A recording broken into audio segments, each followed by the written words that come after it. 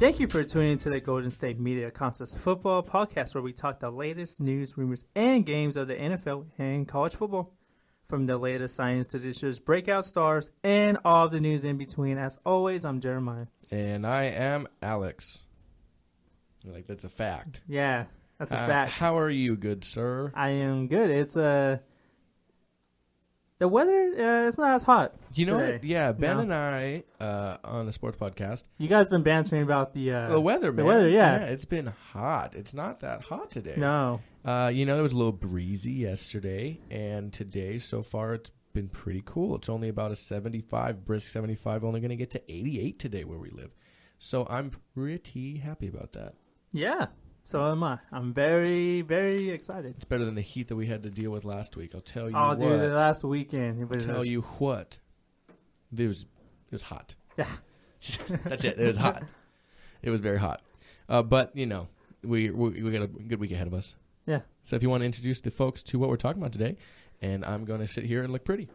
Oh, okay. Well, what am I? I can't look pretty? I'm kidding. You're talking. So. I'm kidding. Okay. But, yeah, we got some news today out of college. Some NFL news as well, Yeah, we do. Yeah, but we're going to start on college side of things. UCLA football coach Jim Mora has agreed to a 2-year contract extension running through 2021. Yeah. Yes, indeed he did. Yeah, the deal was announced by the university yesterday. Yeah. Yes, so if I can find the specifics of that while I also pull up. Yeah, I don't know the actual terms of the deal. I'm not sure if it was released or not. Let's take a look and find out. So he does agree, yes, with the school through 2021. Yes, the terms of the deal have not been announced yet. I don't think they've been announced. Yeah. Yes, but good coach. You like Jim Mora? Yeah, he's a good Jim Mora Jr. Yeah, he's been really good for them the past 4 seasons since he started. Yeah, I believe he's 37-16 in 4 seasons. Yes, I think it ties for the most victories in a 4-year span. Mm-hmm. And he's actually gotten him to 4 consecutive bowl games and have contended for a Pac-12 divisional championship each year. So yeah, he's doing some good things for them. Yeah, they won the Pac-12 South his first year. Yeah, exactly. Yeah, and but even though they kind of like slid off the radar a little bit last year, with 8-5 record and a couple of injuries here and there. But yeah, they had the highest in the Pac-12 number of players selected in the draft. Yeah, I was going to get to that, but you interrupted me. I was about to say it. I undertook you on that. You did. You scooped me. That's sneaky. Yeah, sneaky. And that's not the only contract extension in college football coaching, is it? No, Auburn coach Gus Malzahn received a 1-year extension going through 2020, I believe, and it's part of a restructured contract. Do you think he deserves that?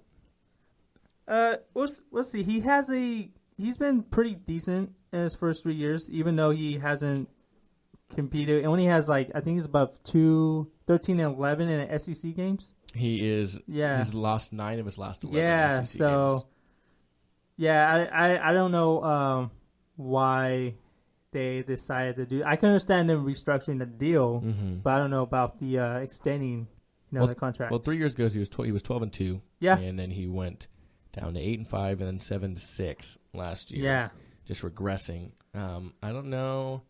I think maybe you could look at it more as a restructuring than I guess an extension. Yeah, that's why I say I think it was more of a restructure than an extension. I mean, he's dropped off really since 2010. Yeah, I think the reason why they restructured the deal, he was going to get paid not 4.7, but yeah, he was his salary was going to increase each year through 2019, I think, and I think they wanted to pay him the same base salary each year, so that's why they extended him to 1 year.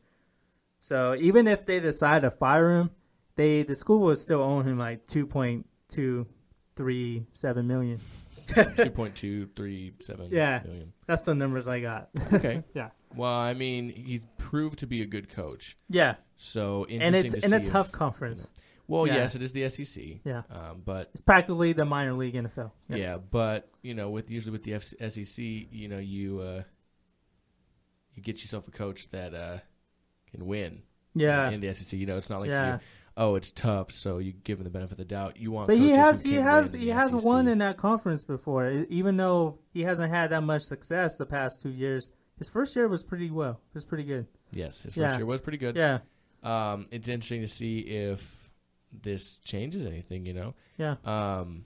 But I do like the Jim Moore. I do like the Jim Moore Jr. deal. I do like Jim Moore a lot. I do. I've liked him since he was with the Falcons. Yeah. Yeah. Even though he had a couple of. Even though he didn't do not so well with Seattle Seahawks. Yeah, he did. He was a big bird coach. Yeah. With the Falcons and the Seahawks. Yeah, he didn't do amazing with the Seahawks, but you could say got him his job with UCLA. Because before he came there, they weren't doing too well anyway. So, they weren't they weren't doing as well as they historically have in the past. But it's interesting you said so. Yes, he does earn an average annual salary of $4.725 million. You're talking about Mazzone, right? Yeah, and it's going to keep the same provisions throughout the life of the deal, but it's adding a year and keeping the same buyout provision. Yeah. So if this continues, he could be possibly bought out. Yeah. So I think that's kind of why it was more of restructured than a contract. So it's not. It's not what the headline says. Well, and if they do buy him out, they still have to pay him $2,237,500 for every year left on his contract. So depending on by adding a year, coming off his worst year as a college coach and heading into a pretty tough season in schedule without any kind of proven quarterback, they pretty much raised the price if they're going to fire him in a sense. Yeah. It's an interesting way of going about that. I see, so we agree it's more of a restructure than a extension. Because I think what it did overall is it lowered his salary. Annual salary. Annual salary, make it a little harder, if they're going to fire him now, it's going to be a little pricier to buy him out. It's like with Notre Dame, and they're still paying. Who was their coach before Brian Kelly? It was. He was with the Patriots. I don't have Charlie Weiss. Yes. Yeah, Charlie Weiss. They're still paying him. Yeah. Yeah, they are. They're still paying him. That's how it is in the NFL also. When you fire a coach, you're still paying that guy. Mm-hmm. Like, I think Jim Tomsula is still getting paid with the Niners. Depends. Yeah, it depends on the extent of his contract. Harbaugh probably is getting a little bit. Yeah, he's still. Yeah. I bet that for a while there, they were paying a few coaches at the same time with how many coaches they were firing in the mid-2000s. The Niners. Oh yeah. I bet there was a point where they were paying a few coaches at the same time. Yeah, and I think they were still paying Singletary when Jim Harbaugh came. Or the Browns. Yeah, or the Browns. Yeah. Or the Jaguars between Del Rio and their coach now. Yeah. You can imagine they probably paid a couple coaches at the same time. I mean, at the very least, the Niners are paying the same two coaches at the same time. And the Raiders are probably still paying Dennis Allen. Yeah, probably. Yeah, and then Del Rio Steele, of course. Mm-hmm. But I digress. We'll see how it turns out. I mean, they need a big year, even though they're really heading to a tough schedule. Auburn? Auburn, yeah. Oh, yeah. Yeah, they do. Yeah. I think it's more of a restructuring, like we said, for Malzahn, and a deserved contract extension for Mora. Yeah. So interesting to see how that goes on. We're going to take a quick break here at the Golden State Media Concepts football podcast, and we're going to head into some NFL news. Unfortunately, that's the only college news we had for you. Yeah, I'm sorry, y'all. Yeah. It's okay. Yeah. It's okay. But we're going to head into some, some NFL news here and Fletcher Cox in just a moment, defensive lineman from the Philadelphia Eagles. So we'll be right back here at the Golden State Media Concepts football podcast. Don't you go anywhere. We'll be right back. Tired of searching the vast jungle of podcasts? Now listen close and hear this out. There's a podcast network that covers just about everything that you've been searching. Hey! The Golden State Media Concepts Podcast Network is here. Nothing less than a podcast bliss with endless hours of podcast coverage. From news, sports, music, fashion, cooking, entertainment, fantasy, football, and so much more. So stop lurking around and go straight out to the Golden State Media Concepts Podcast Network. Guaranteed to fill that podcast itch.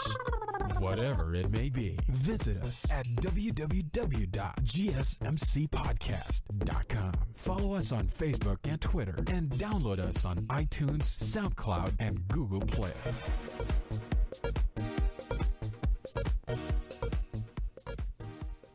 Welcome back to the Golden State Media Concepts Football Podcast. And the NFL side, Alex, what's the news? We have some news out of the NFC East. Oh, okay. And the Philadelphia Eagles. Fletcher Cox, their defensive lineman wonderoo over there and the Eagles, is stating he will not contract at the Eagles minicamp. He has been notably seeking, he skipped voluntary organized team activities. He's seeking a long-term contract extension. He released a statement saying he would not discuss the contract situation. He says, I'm happy to be back in Philadelphia to get to work with my teammates and coaches. And he's pretty much just all business. He's excited for the upcoming season. I can't wait to get on the field for minicamp, learn our new defense, do whatever I can to help the team win. Any discussion of my absence from the offseason program or my contract will be handled privately between me, my agent, and the Eagles organization. So he's all business right now. Yeah. He's been a great player for them since he came into the league in 2015. Yeah. Great year last year. Mm-hmm. He had a total so far for his career 9.5 sacks, 71 tackles. Jim Schwartz comes on over as their new defensive coordinator. So with the way his his defense is kind of constructed, if you recall, back when he was with the Lions, the kind of penetrating defense that they had with their defensive line, you could look at it being another possible big year for him. Yeah, it could be a really good. He fits that defensive scheme really well, especially with him, the versatility that he has playing all positions on the defensive line. Yeah, and not necessarily he plays all positions, but he moves around completely. Yeah, that's what I meant. Yeah. He's very versatile. Exactly, very versatile player. I mean, you are right. He does play at those positions. I don't know if I could say he is all those positions. You know what I mean? He probably could. He probably could. Yeah. I mean, he moves around the D-line. He stands up. Like, he's a great player.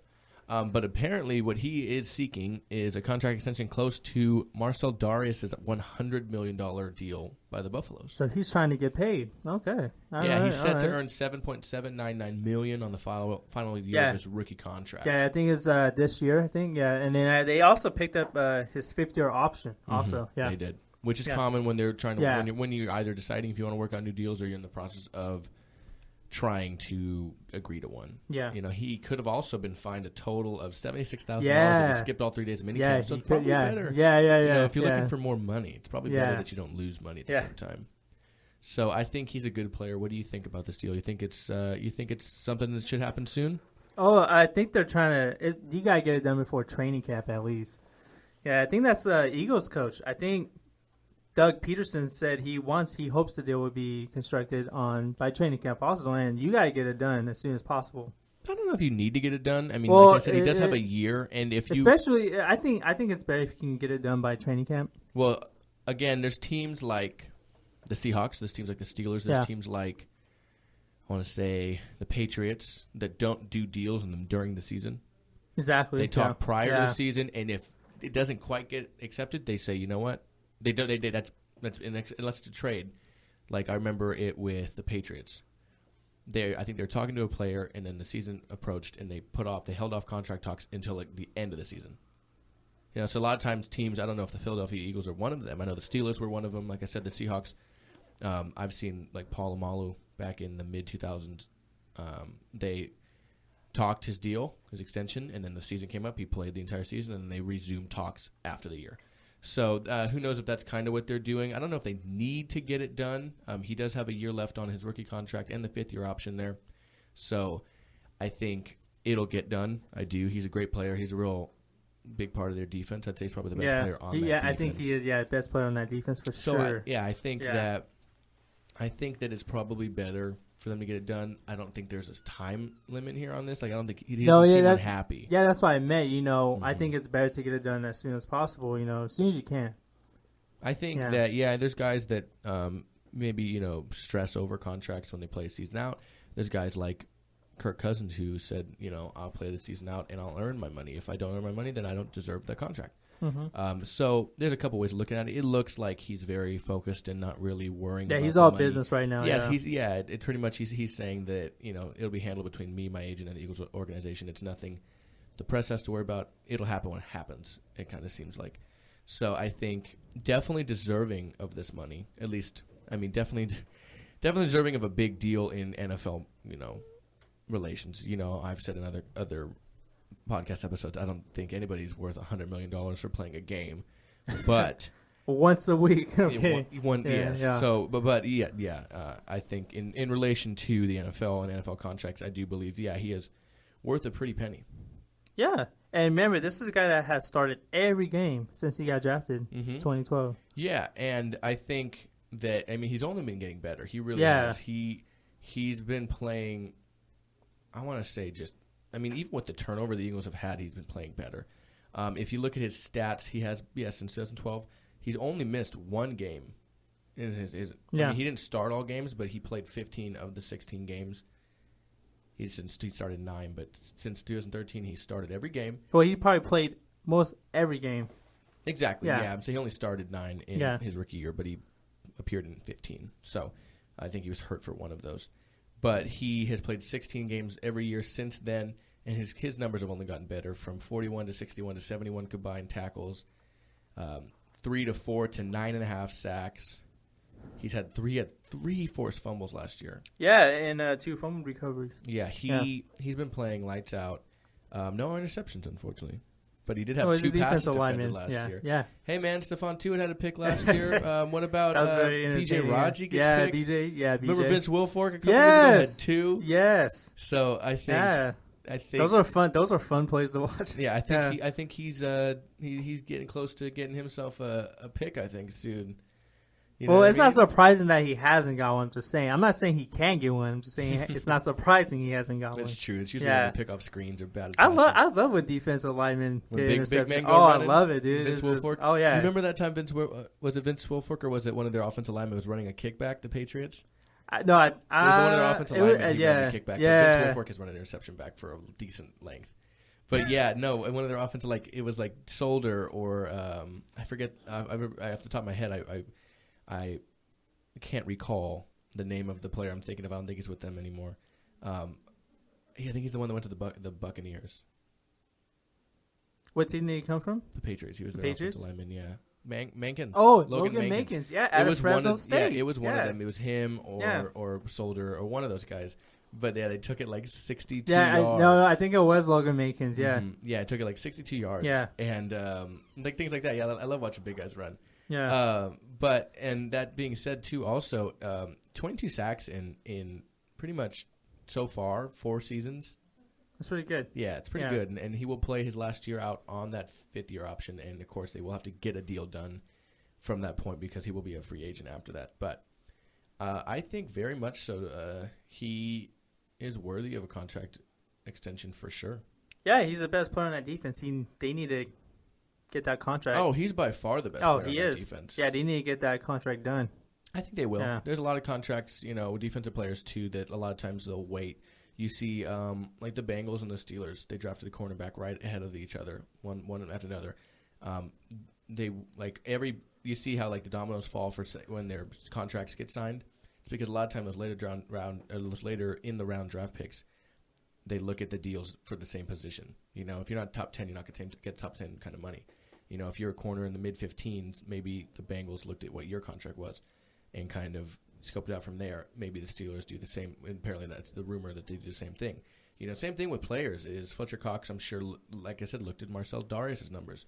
Linebackers, outside linebacker, of course, will look at whatever deal Von Miller will get. Quarterbacks look at the deals for respective similar players.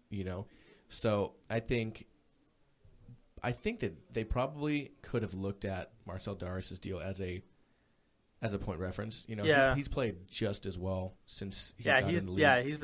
He's been lights out. Yeah, he's been lights out for that defensive line. So I think that they'll probably get done by training camp, I would say. Yeah, I think if not a little bit into it. Yeah, I think it will get done by training camp. There's no problem with doing a contract during training camp. It's not the season. I personally would be one of those teams that would probably hold off on contract talks. Extended contract talks. I could imagine somebody coming in and say, "Oh, I want to talk to so and so today," and you just kind of talk. Hey, we want to extend your contract here soon, kind of blah blah blah, but not necessarily get into negotiations at the same time. I can imagine that, but I would probably be a team if I ran a team that wasn't just Madden. I would do that. Madden. Yeah, I would wait until close to the end of the year to even bring up some of that stuff. That's why I say they need to get it done before during training camp, because I think when you do contract negotiations during the season, it can possibly become a distraction. Mm-hmm. That's why I said what I said. So. And I respect that. I really like thank you. You respect me. Put some I respect what she said. Oh, put some respect on it. I'm kidding. You know what the K? No? Okay. I don't know the K. You don't know the K. Okay. I know something that starts with a C, though. What? Cardinals. Oh, Cardinals. Yeah, and some news we're going to get to here in a All second right. with the Arizona Cardinals Amazon series. Yeah. All or nothing. Yeah. Very exciting. We'll get to that in a second. We're going to take one last break here before our last bit of news for you guys here at the Golden State Media Concepts Football Podcast. And we'll be right back. Don't go anywhere. Are you looking for help for your fantasy football team? Check out the GSMC Fantasy Football Podcast. Get today's best advice on who to start, who to sit, even who you should draft. From sleeper picks to red hot lineups, they got it all covered for you. That's GSMCpodcast.com/fantasy-football-podcast. We'll cover traditional leagues, dynasty, PPR, even IDP leagues. When you need fantasy help, there's just one show to hit up. Don't forget to like them on Facebook and follow them on Twitter. Visit GSMCpodcast.com for more info.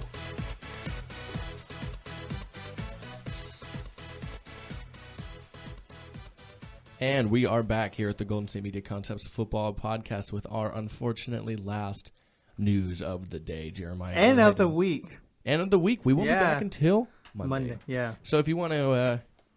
want to listen to this awesome piece of scoop news, then go ahead and tune in. I wouldn't say scoop, but, Shh, they don't know that until they hear it. Oh. Jeremiah, go ahead. Okay, yeah. The Arizona Cardinals will be featured in a new documentary series titled All or Nothing, premiering on Amazon July 1st.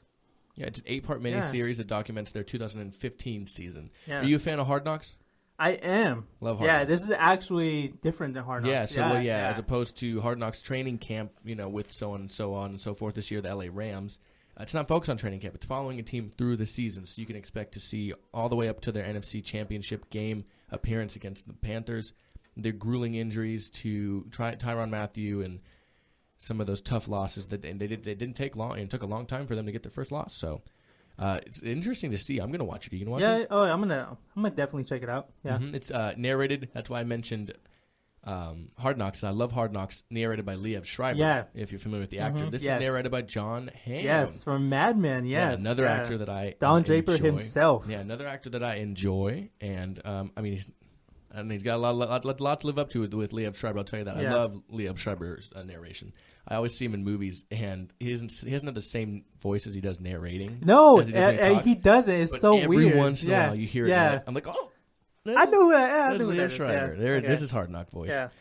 But are you excited for this? Yeah, I am. Yeah, I think people have been wanting a season-long, series, instead of Hard Knocks. So yeah, I'm really interested to see it because of the way they're approaching it. Yeah, and it's a cool idea. And like I said, it's going to be 8 parts, so of course they'll probably go a couple weeks each episode. Yeah, it's not going to go every game. Mm-hmm. And I'm pretty sure it doesn't. It starts at the start of the season too, not almost kind of like where Hard Knocks would leave off. Yeah, in a sense. I know it's definitely going to end off from the NFC Championship game. Mm-hmm. You know? Well, you got to clue that. You can't leave that cliffhanger. Yeah, but I'm really excited to see them showing the playoff game against the Packers last year. That was a great game. Remember? I'm excited for a few of them. I'm excited to see the game, the Niners Arizona first game with all those pick sixes. I'm excited to see the playoff game. I'm excited to see the kind of changeover with the NFC Championship game too, because a lot of times the Cardinals were on a real high. They were on a hot streak. Yeah, I'm interested as a Steeler fan to watch the game that the Steelers beat Arizona in Pittsburgh with Michael Vick and Landry Jones, a little a duo of quarterbacks there. I'm excited to see a lot of points of the year for them. They played the Seahawks, I believe, in Seattle this year. Week 1. Yeah, I think they beat them too. Yeah. And so I'm interested to see a lot of these matchups playing. Oh, of course, they played the Seahawks because they're in their division, but they beat them. I won't say both times. I'd have to look to make sure, but yeah, we had to fact check that. I have to fact check that, yeah. But I am super excited for this. Yeah, I'm actually interested to see a couple of players, profiled, like Chris Johnson, revitalizing his career last year. Mm-hmm. And then unfortunately getting hurt. Yeah, and Tyrann Mathieu, Tyrann Mathieu. We talked about him on a previous episode. Mm-hmm. But yeah, something else I want to point out. Larry Fitzgerald, yes. Something else I want to point out was Bruce Arians said he's actually not a fan of Hard Knocks. He thinks they sensationalize, players getting cut, which I kind of do agree with. they kind of make it for reality TV friendly. Mm-hmm. So yeah, Mm-hmm. but I just thought that that he said that is not going to be the same as Hard Knocks. So it's definitely going to be a different feel to the show. Mm-hmm. I agree. Yeah. And yes, so actually, the Seattle beat Arizona the second time, if you recall that massive blowout, 36-6, when the Seahawks were on that tear to the postseason. But they didn't play them in Week 1. They played them in. See, the first time they played them, it took them a while. They didn't play them until Week 10 after their bye week. But they did win that game, 39-32, very close game. But split the season series. I'm excited to see some of that, when they played the Rams and actually lost for the first time that year. That was a good game, 24-22. The Rams always seem to beat good teams, don't they? Yeah, they're like one of those in their division least. Exactly. No, they're like one.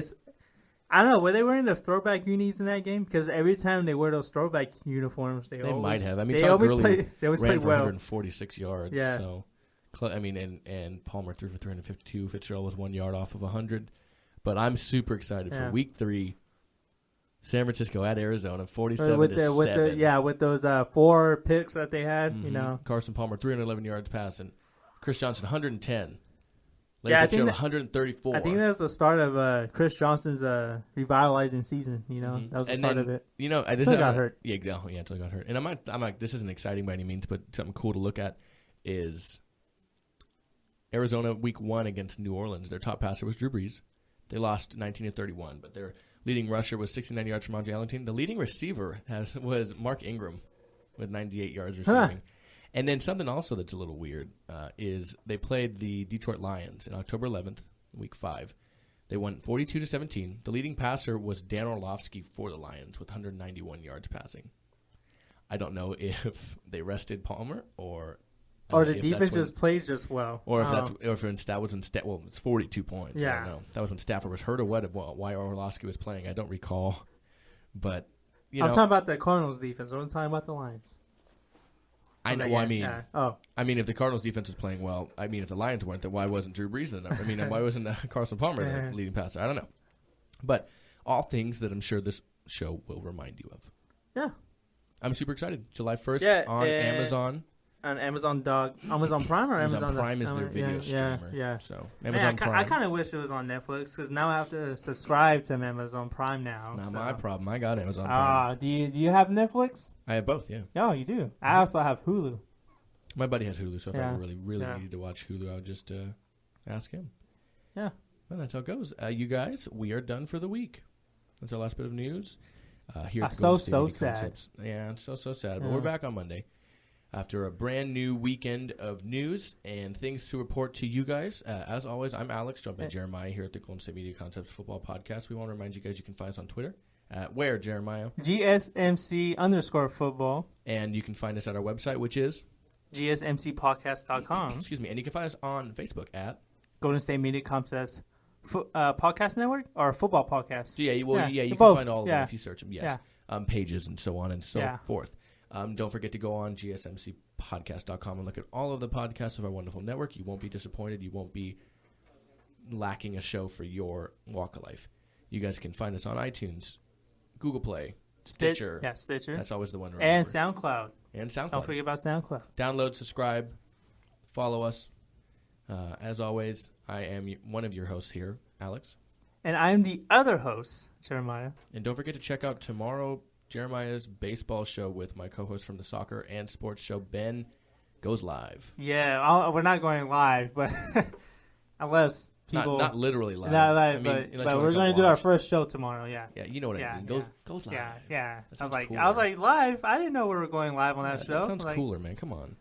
They will be recording a show tomorrow. Okay, we'll be recording. Okay. So tune in, and also you can find me again if you just love my sultry voice at the Golden State Media Concepts Sports Podcast and Soccer Podcast.